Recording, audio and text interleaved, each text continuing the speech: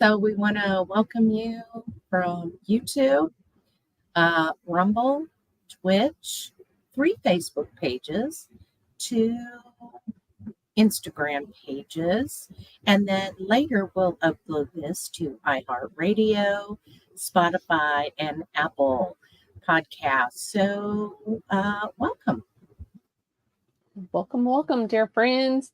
So tonight I just thought we would take some questions, maybe chat about our weekend, kind of chat about what, we're doing, whatever. But for anyone that's jumping on and joining us, if you have questions, feel free to put them in the chat or the comment section if you're over there on YouTube, Instagram. I can't even think of what platforms we're on. Good gravy. It's a Monday. It's been a long Monday. Yeah, it has. I agree. So I've had better Mondays. Right. Yes, you have. With that being said, how was your weekend? I know we had a event here in where I live. It's kind of like our annual event. I say that, but it's smaller than, a lot of people's. I mean, we had a parade and all that fun stuff, but we don't have all the, fried food and that type of thing. We did have a barbecue truck, but and then our firemen do the old, dig a pit, put wood in there, light it, and then wrap the roast, beef roast in tinfoil and throw it in there overnight. So that usually takes place Friday night, and then they pull them out Saturday for the firemen's barbecue. So that was kind of cool to, have something a little different. But yeah, we had steak this weekend, and then a friend of ours invited us to their house for dinner yesterday, Sunday evening, and she fixed chicken thighs in the crock pot, and we made like tacos. She made a very clean broccoli slaw. She used the Chosen Foods mayo, and I think there was a little bit of apple cider vinegar in it. It was good. So we kind of layered it on top of the chicken, and it was good. And it was funny because my husband has never, ever liked mayonnaise. And he tried it, and then I watched him scoop out more of that broccoli slaw, and I was like, what? And I said to him, well, you ate more. Like, how come? He goes, I don't know. It wasn't bad. And I said, that's because the mayonnaise is made with avocado oil. So it might have just been that much of a difference that he didn't mind it. So anyway, go figure. Wonderful. Yeah, that's when we clean up the ingredients. And I see the question, when we clean up the ingredients in the foods that we're consuming, that's one of the biggest things, right? It's not necessarily, as much as I advocate for whole food or animal based, sometimes the processed foods, like you said, in that type of situation come into play. Now, I've made my mayonnaise, but sometimes you have to, use a cleaner option, cleaner ingredient food, and that's okay. And like you said, sometimes, just even though it's clean ingredients and a better choice, it actually tastes better and it's better for you. Yes, absolutely. I know the first time I tried, I think it was Primal Kitchen's mayonnaise, which they use avocado oil. And it was like right off, like when I first got started in keto. And I did not at all like it. And because I was used to the sugar in the mayonnaise and, of course, the vegetable oil. And, but as things progressed, as my taste changed, I actually really started liking a clean mayonnaise. I don't use it much. I don't even have any. I haven't bought any in a very long time, but it was a nice change of pace. But it's just funny how your taste starts to change when you clean up what you're consuming. Whole foods, keto, carnivore, um, low carb, whatever it is. When you go a certain while, right, Mhm. things start tasting better. We had steak this weekend, and I was eating the steak, and I literally, I had the restaurant, we went to a restaurant, I had them, um, no oil and salt and pepper. And they were like, "Oh, don't you want our special seasoning?" And I'm like, "No." And looked, I was talking to my husband. I said, the taste of this steak is so good. Where before I would have to mask the taste with, like, I don't know, A1 sauce or, whatever toppings they Mhm. put on it. And I don't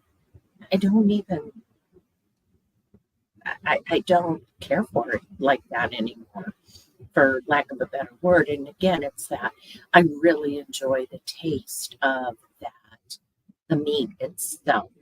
Um, when we started buying grass fed, no antibiotics, pasture raised, we bought a cow. Um, Mhm. I remember the first time we had the ground beef, and there was a big taste difference than what you buy in the grocery store. It took me a few times to even get used to that, but it's funny how, like I said, your tastes change. Mhm. Absolutely. Just by cleaning up that palate, getting a lot of those bliss point foods out of there because, many of your processed foods, they know what to put in there to create it into that addictive food, if you will, or substance, whatever you want to call it.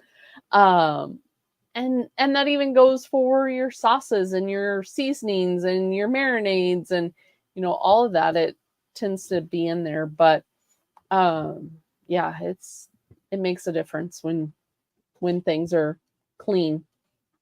All right. So again, if you have questions, put them in the chat or put them in the comments if you're over on Instagrams. But thoughts on extended fasting. So we'll both take this because I know we both have thoughts on fasting and or extended fasting, 72 hours or longer, versus protein sparing modified fast, 500 calories of lean protein.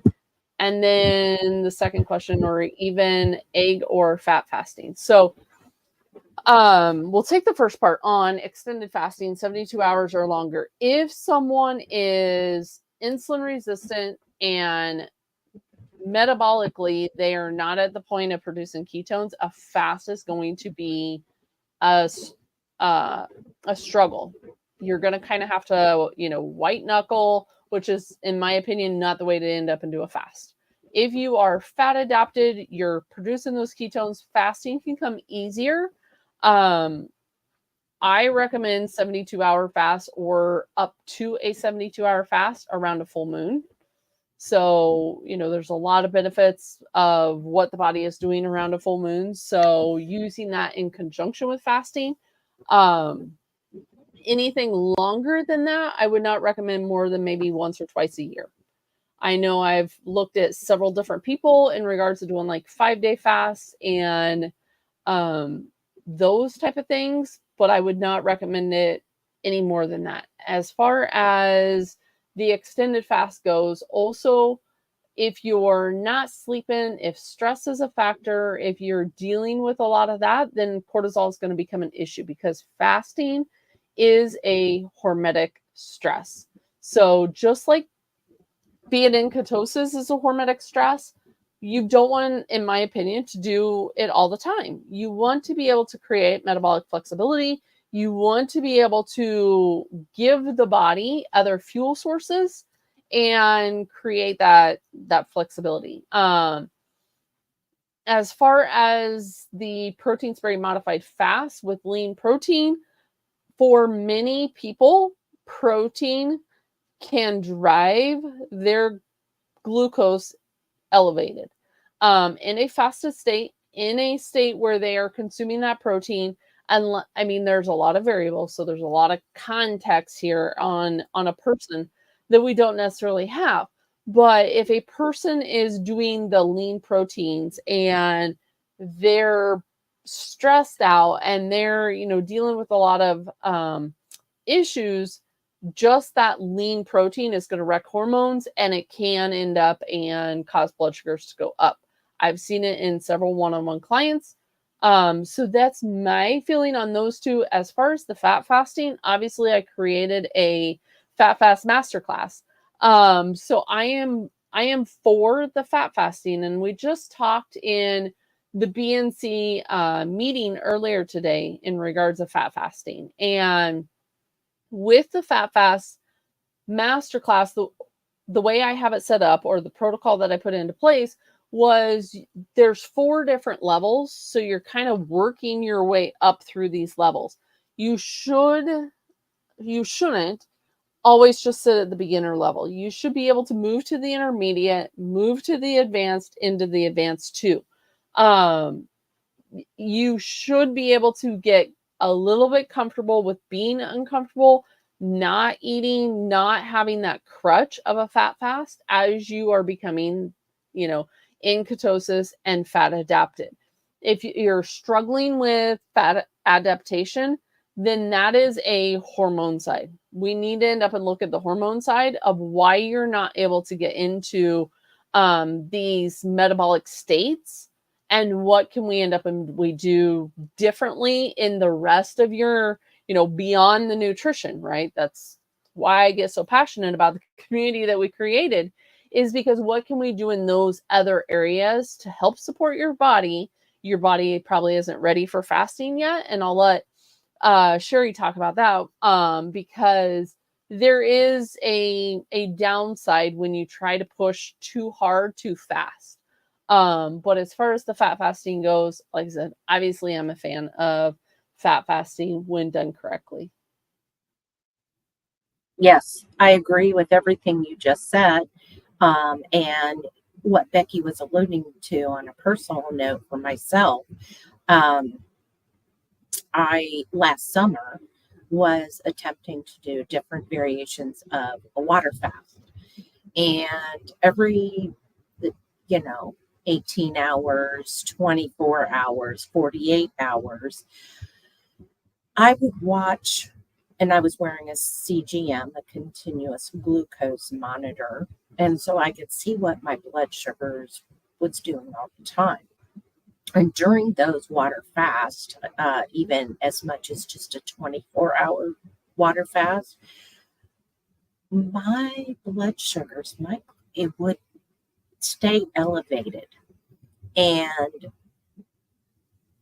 I really had to white knuckle trying to get through the fast. I even progressed last summer to the longest water fast I ever did was 100 hours. Again, my blood sugars stayed elevated. In fact, they increased, and I ended up gaining weight on a 100-hour fast. Now, what did I learn from that? That I was not metabolically sound enough to be able to do a fast. And so I had to do the fat fasting. I had to give my body a source of fat within that quote fasting period of time to be used as energy. And again, I started on Becky's masterclass. I could only do the beginners for a certain amount of time. And then I progress to the point that I'm on the advanced 2 when I do one. And I can get into a higher ketosis state when I test. Um, so my body just plain responds better to higher fat with adequate protein. I am not the person, and I've seen this a lot in my clients as well, and I think you have too, Becky, um, where when someone tries to do the standard 1 gram of protein per ideal body weight, um, a lot of our clients gain weight. I was one of those. My body figured out that it could take that excess protein and turn it into glucose. So I have to stay uh, at a adequate protein amount and a higher fat, animal fat, and that's just what works well with my body. But it's funny how the people that take the master class, um, they also have the same kind of results as well, where they're they get into higher ketosis. They're not white knuckling it. I mean, I don't know if people know that if you don't sleep well the night before a fast, don't fast. That's a stressor. Um, and it's shocking, right? Like you're probably thinking, what? You cannot stack a stressor on top of a stressor because your body will not respond to it. So, um, and Becky and I've researched the subject of this for a very long time. We dove in pretty deep. We definitely geeked out on the whole thing, and we've really actually found a lot of supporting material and studies to back that up. Yep, absolutely. And I I cite the studies in that masterclass too.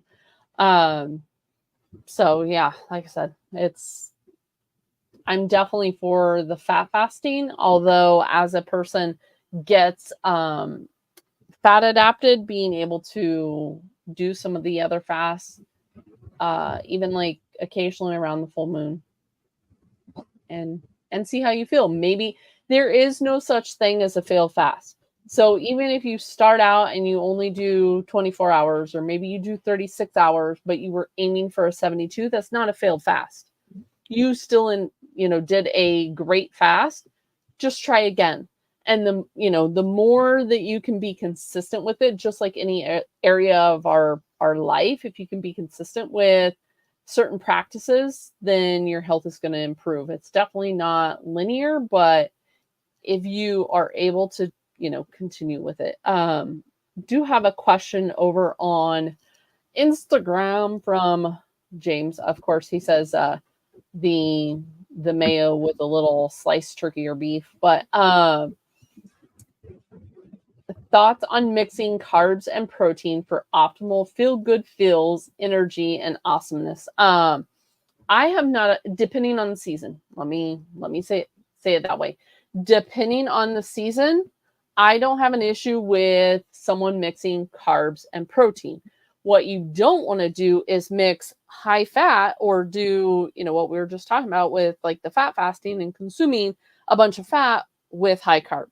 You don't want two fuel sources. You'll end up and it activate, the Randall cycle, and you'll start to store them because the body isn't going to burn through that. But if you have the adequate amount of protein for what your goals are, key to that, what your goals are and your body, and you have that optimal protein, and then yes, you can put in carbs. I put carbs in on a seasonal basis. So we're still in the middle of summer. I'll end up and I'll have carbs. In the fall time, I may end up and do a little bit more of the starchier root vegetables. Now, again, not everyone can do that straight out of the gate. There's a whole process. I mean, I've been doing it for about 3 years now of putting different carbs in there and coming out of a 0 to low carb state and doing more of the seasonal eating. So like I said, as far as the carbs go, if you are also getting proper circadian rhythm, I don't eat carbs in my breakfast. I see sunrise. I do, all my morning stuff. And then I will put carbs later in the day when the body is more receptive. We also end up and we have the light to consume those carbs and the whole electron cycle as far as what those carbs, that is also why people that eat the carbs in the sunny climate with the higher UV index are able to tolerate them a little bit better, aka Paul Saladino down at Costa Rica, right? I'm not going to end up and be someone that is going to be consuming what he consumes. I'm also not someone that is doing his activity level of activities, right? I'm not out surfing and, doing all of that. But when we eat carbs, or more so fructose carbs in the middle of winter for those that are in the northern hemisphere, if you will, the body creates this misalignment, and that is also where we will get the inflammation.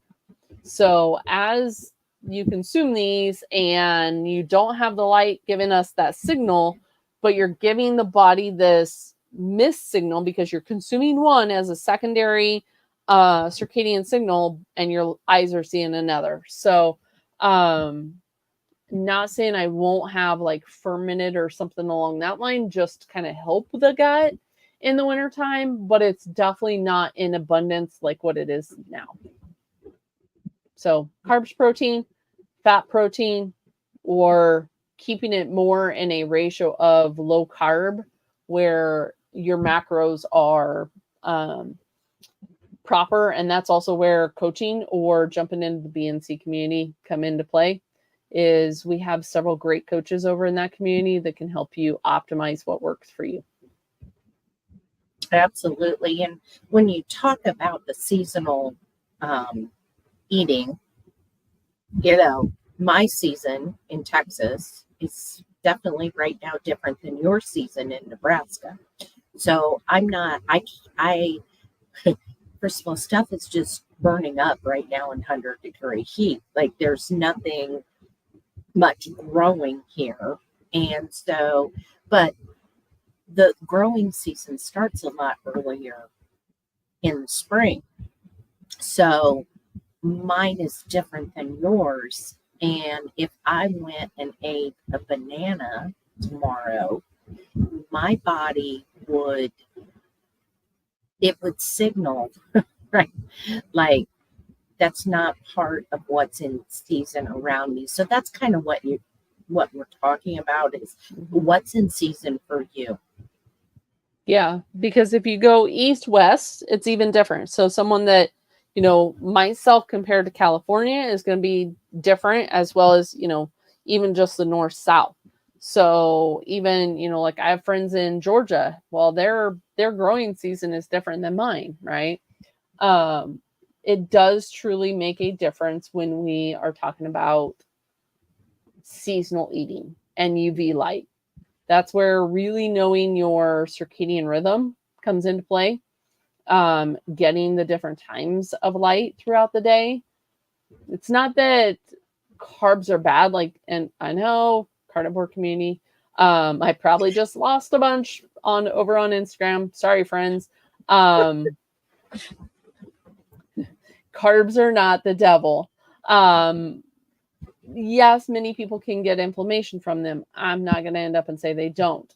A lot of people can, get other issues. Sometimes there's that period of time where someone needs to do complete elimination and truly figure out what is their body's saying to them, right? They have become so disconnected or so far into the processed foods that they don't know how they can feel good or what makes them feel good or why they're even getting bloated.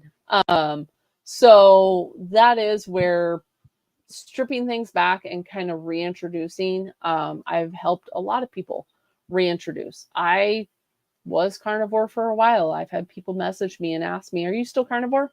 No, I'm not. I mean, seasonal carnivore, winter, I guess, depending whose way of eating you follow, right? Because like Sean O'Mara does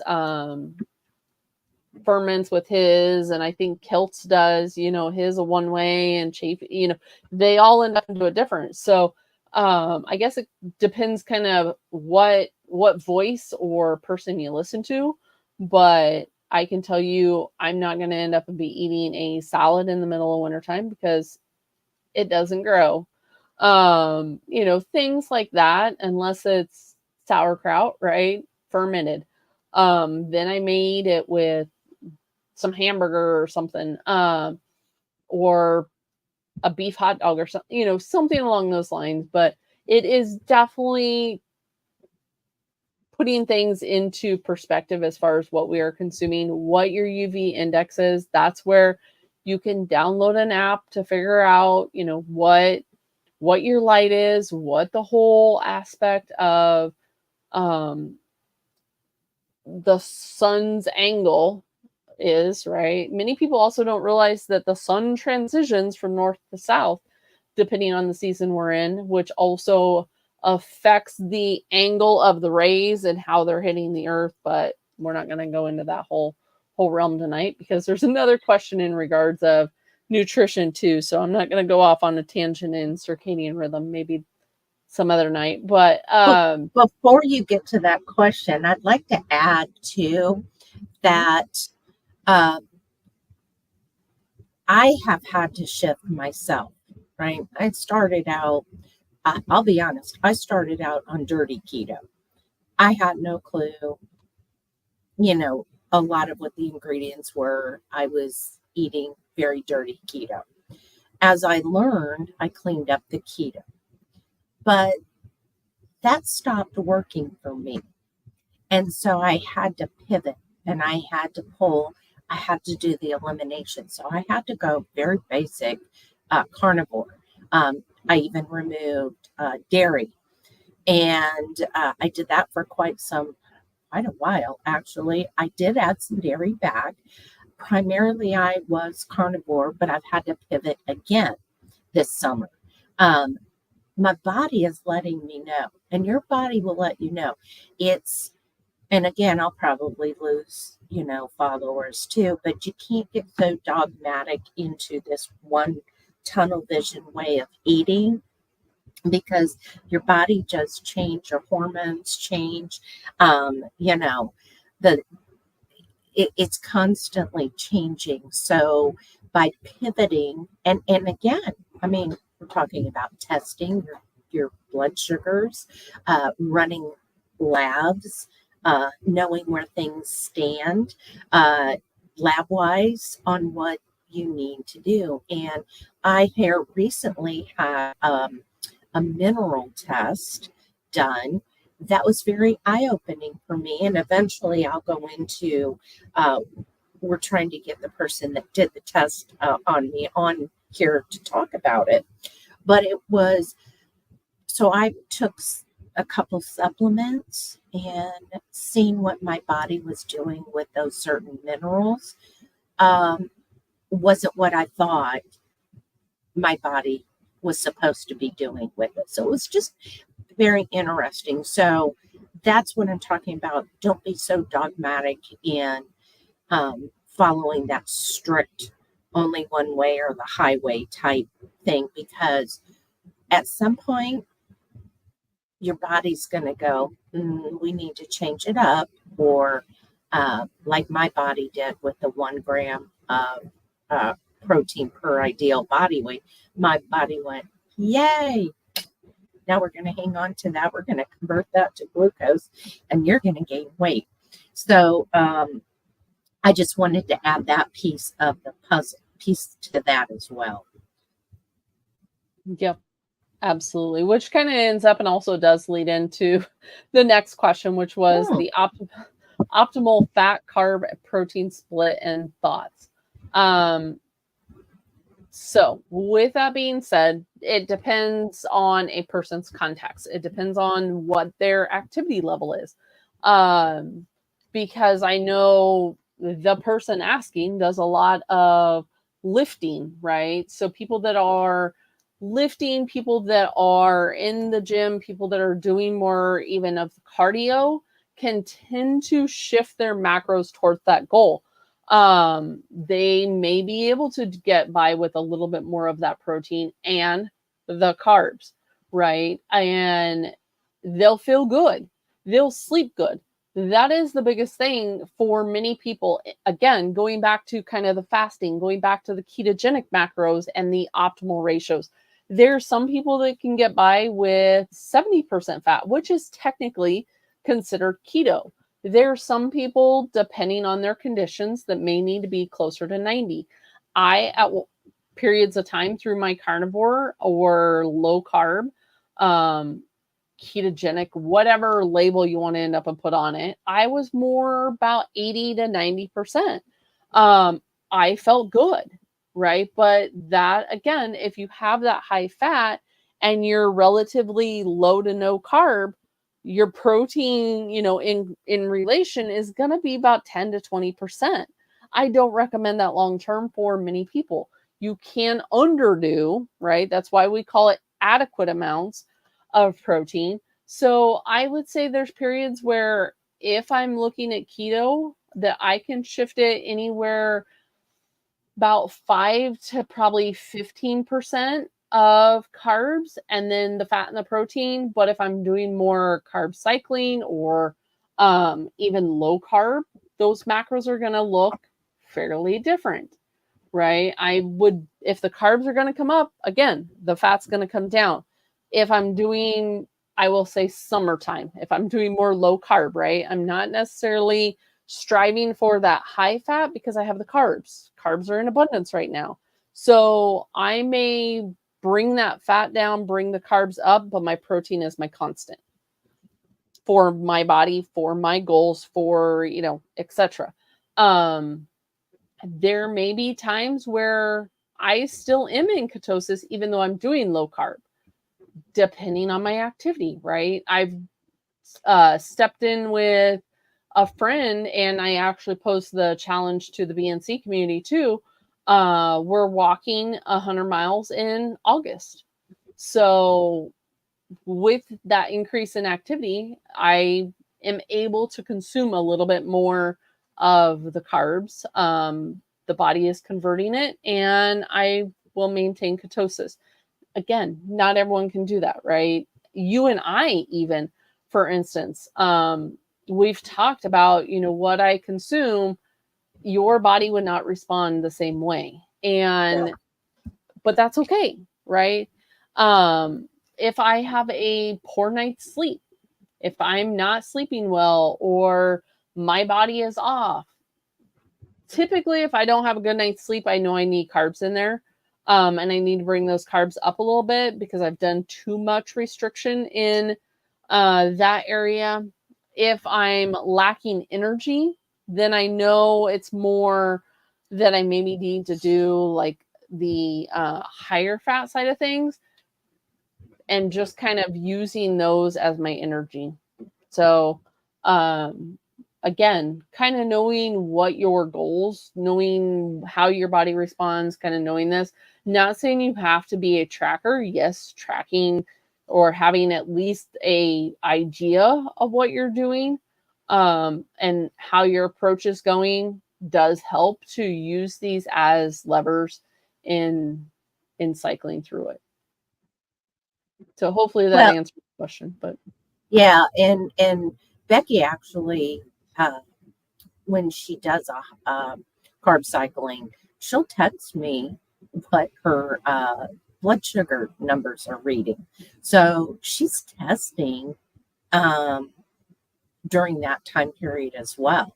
So, and it's and we kind of watch what that carb cycling does, how it comes up and then it comes down, and how many points is it doing it, and so forth. But she's not just eating the carb cycling or whatever it is, she's testing right along with it. So we know because I know too. We know how your body handles that, and it's been interesting to see that, and that's why you made the comment was because it's like I couldn't do what you were Yeah. doing.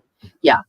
Well, and I couldn't do what I am doing now 3 years ago, right? When I come out of the low to no carb into putting foods back in, my body's like, whoa, what is this, right? Yeah. What you're giving us, and it was simply low glycemic foods that I was giving it. But my meal response and the trend of my glucose at that point, now I could have said, nope, this is bad, right? This food doesn't agree with me. But that's not right either. It was the fact of I had not activated what I needed to because I had not been consuming them, right? I can't tell you also how many people have done gut health tests on a carnivore approach, and when you are excluding or eliminating certain foods and you're only consuming, you can kind of skew things the way that you need it to be skewed too. So, like I said, when I started to reintroduce, initially a lot of, the no carbs influencers would have been like, nope, you can't, that food doesn't agree with you. It's not that it didn't agree. It was just the fact that I needed to take it slow in what I was putting in there. I mean, and now I have way more carbs than I did then. And I still, don't manage to kick myself out half the time. I really have to be diligent about putting those carbs in there to create that flexibility. And that's the biggest thing for people is to not give up, be consistent, really work on, if you're gonna do a flex day, a carb up day, a cycling day, whatever you want to end up and call that day, because it's got about 20 other terms, be very diligent about it. If you're gonna end up and do a high fat day, do a high fat day. Don't play in this gray area in between. Creating one day or the other to create that variance for the body, and the body it won't adapt. It's when we give these optimal ratios, right, or optimal macros for people, and they eat the same thing day in, day out, day in, day out, and they do the same exercise day in, day out. A good personal trainer, when you go to the gym, is not going to have you, for the next 90 days or a year doing the exact same workout, right? They're going to end up and change it. So that is the same thing with your nutrition, changing it up with the seasons, changing it up even in a lunar aspect. If you're, menopausal or postmenopausal, you can do a lunar aspect where you're cycling with the moon, right? I just got through saying doing more of a fasting around the full moon. But if you are a cycling woman, you may end up and want a little bit more of those carbs the week before your cycle. It helps with progesterone. It helps with a lot of different things, but doing some variation, like I said, we have several in a couple of the communities that I coach for, in addition to the BNC community, that they'll do a day or two of carb cycling per week. So it's just, what are your goals? What is your context of that type of a thing to what works for you? Like I said, I'm not against anywhere from low carb, keto to carb cycling. It's just what works for you and what are your goals. Long-winded answer to a short question there, but it's not just, and that's one of the biggest things is someone will, pose a question and it's not just a one sentence reply, right? It's something that needs that context. Right. So now, off of those question and answers. If anyone that is still with us, still watching, if that led to any questions, feel free. Yes, I see people in the chat saying click the thumbs up button, click the heart, whichever platform you're on, whatever the case may be. Yes, click that. User in Russia. I see Becky hiding a pizza box behind her. No, I don't believe a pizza box. That is not a pizza box. What is that? That is a grounding box. Woo, as I knock things off the shelf. That's a grounding box. That is my grounding cord. Here, I'll even pull the grounding cord off of my ankle. So this is the little grounding cord. These are the little platform, or sticky things. It sticks together and it sticks on your skin. So this is not a pizza box. This is what these come in.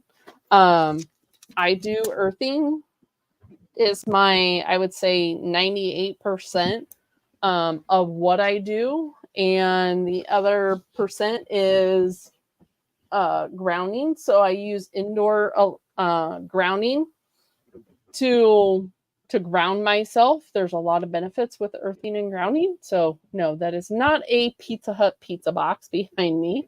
That is my diffuser and that is my oils. I mean, there's no pizza box in this background. Got news for you. Sorry, user in Russia. No pizza box here. Good try, but no. But yes, there's a lot of benefits when it comes to inflammation, the electrons of our body and how our body runs on an electrical or electron current, I should say. So yeah, no pizza. Sorry to disappoint. And I use the same thing that Becky does. And especially because I sit in front of a computer, right? And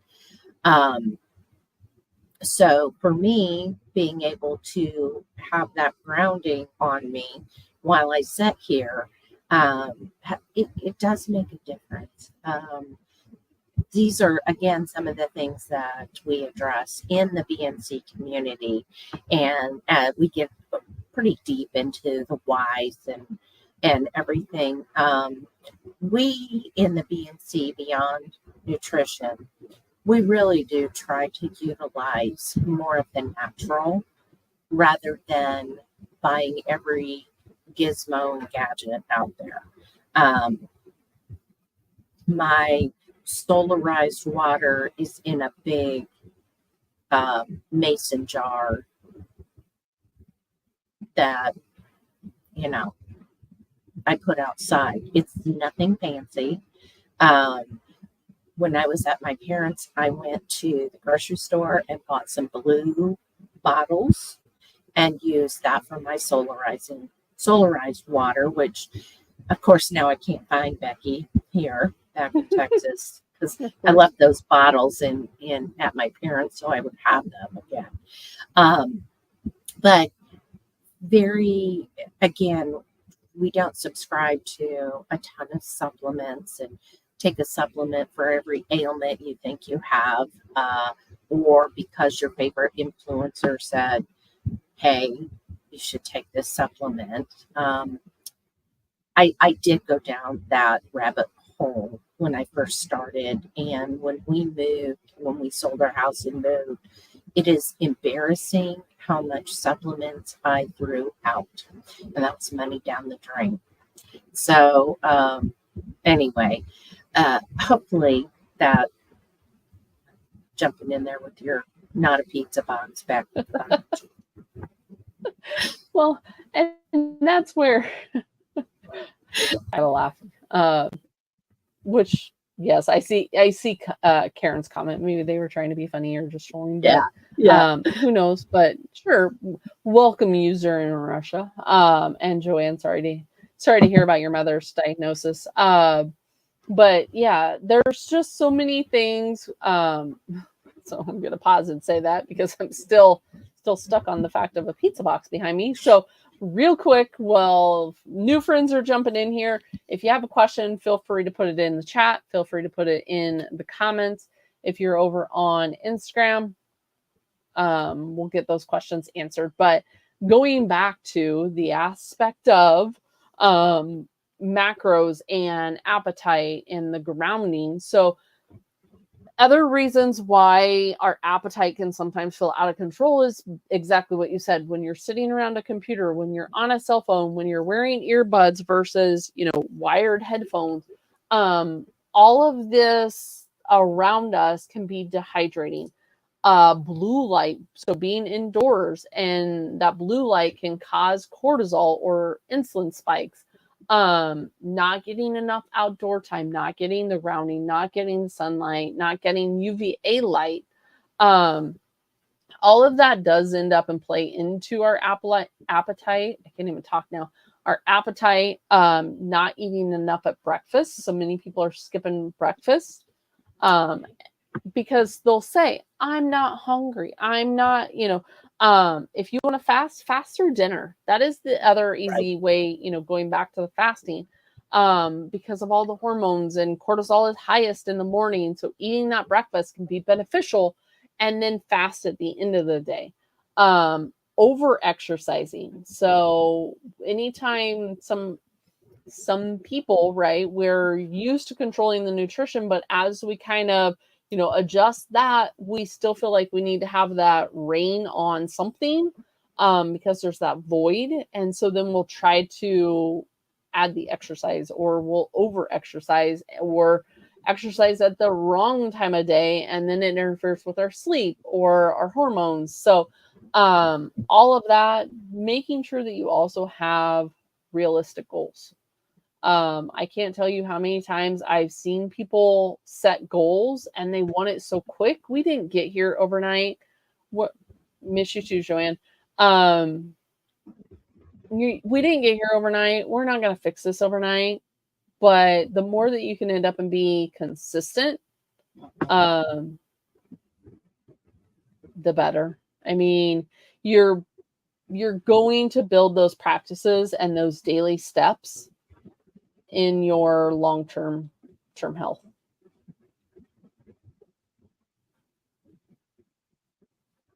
So sorry, I'm reading comments.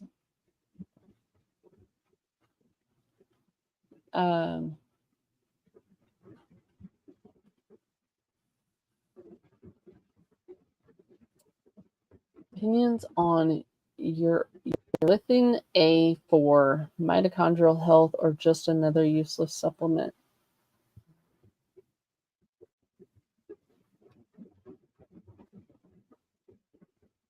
It's not necessarily one that I am familiar with. I will say that.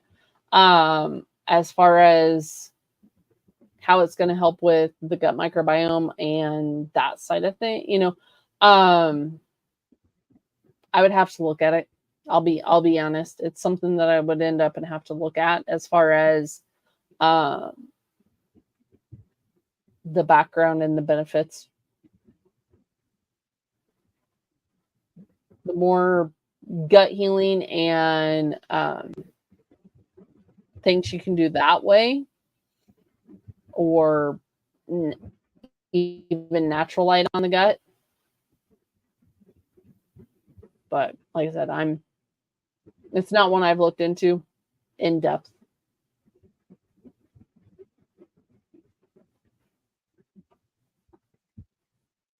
Let me check my Instagram. I don't have any questions over there, Becky. I've never been accused of over exercising. Let me check Instagram. If anyone has questions, feel free to put them in. Otherwise, we may sign off early and jump over to the VNC community, because I have a meeting that is held over there. So if anyone wants to join us in that community and continue conversations, all you have to do is just go to bncommunity.com. You'll see a little box says, join the community. You'll see all of our coaches, all of our meetings. The full list of meetings is there.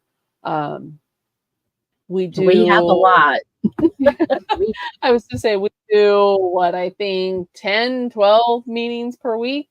Yeah. Probably even more sometimes, but awesome. All righty, my dear. I don't see any questions. Nothing's coming through. Appreciate everyone for hanging on and asking questions. Absolutely. We appreciate it and wish me luck tomorrow morning. I'm getting blood work done. Everybody, cross your fingers for me because I'm a hard stick. I am an impossible stick. They stick me multiple times. I've been stuck 6 and 8 times. I had one lab one time tell me they wouldn't stick me anymore and I had to go somewhere else. Do you remember that? Mm-hmm. When I had to drive somewhere else to find out. You have the packs on your hands. Mm-hmm. I have packs on my hands. I tried heating my, and I always love the question of, did you drink enough water? And it's like, oh, you have no idea what kind of water I drink. But yeah, the answer is yes. So anyway, but it was time. It was time for labs. It was time to see what's going on again. And you can actually order your own labs. I don't know if people know that or not, but we can discuss that inside the BNC community on how you can actually, you don't have to have your doctor order it if your doctor refuses or you don't have a doctor. So anyway, but yeah, fingers crossed for me for tomorrow morning. Yes. Get me on the first stick. We will be thinking of you, and maybe they'll have a good phlebotomist that gets it the first time. Right. Yeah. But no, this was fun. Again, don't forget to leave a comment, like. We definitely don't have any sponsors. So the algorithms that helps the more you comment and like and so forth. Always feel free to post any questions or if you want to know more about a certain topic that you would like to hear us talk about. And we are always working on guests. We're trying to get those. I think a lot of it is people are getting ready to go back to school and all that right now is why we're not getting guests to come on right this moment. That they're coming, but I think it's just kind of the time of year right now where everybody's like hustle and bustle to get ready to go back to school. But anyway, thanks, Becky. I guess we will see everyone next Monday evening. Sounds good, my dear, and hopefully everyone has a wonderful